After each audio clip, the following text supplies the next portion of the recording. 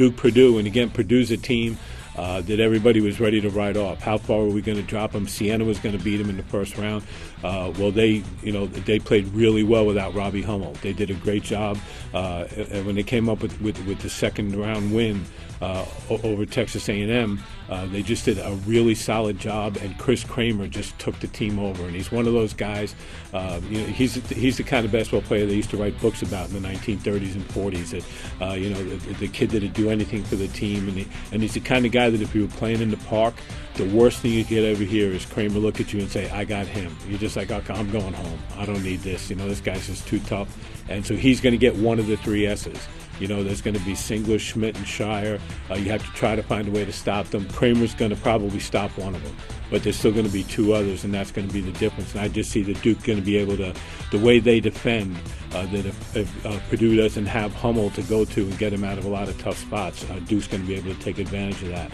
Another game that not many people had, Baylor and St. Mary's. Baylor's a team all year long. Nobody really knew how good they were. Well, they're pretty good. And they have a backcourt of Dunn and Carter who, at times when they get going, they're as good as there is in college basketball, and they're able to play that kind of game. And then you're going to have St. Mary's, which all of a sudden has the best big man still playing in college basketball. Cole Aldrich is gone. The guy we looked to all season is that. And now Omar Samhan has that role for St. Mary's, and he's been unstoppable. You go on the other side, and there's the team that's just...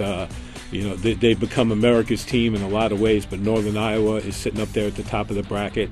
A guy becomes a household name like Ali Farouk-Manouche. That three-pointer he hit against Kansas is going to go down as one of the all-time great shots in NCAA history. That was a huge win for them, and now they get Michigan State.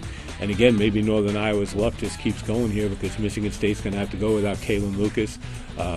A ruptured Achilles tendon, but they also haven't had Chris Allen, their top three-point shooter. He's had a problem with his arch in his foot, so they're getting a team without their starting backcourt.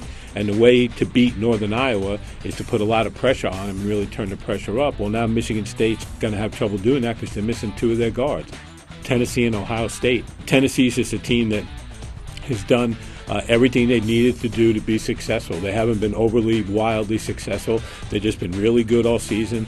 Every time they've had a little dip, they've come back and answered it. They've had the big wins. They beat Kansas. They beat Kentucky. And now they're on a bit of a roll. They're going, and they're going to go up against Ohio State. It's a team that it's a lot more than Evan Turner. I mean, it's great to have a player like Turner who can take over a game and do so many things for you at so many different places on the court. But they also have Leidy and Diebler. I mean, they have legitimate players to go with them. So I think that's going to be a fun game of watching Ohio State trying to take control and just not let Tennessee run.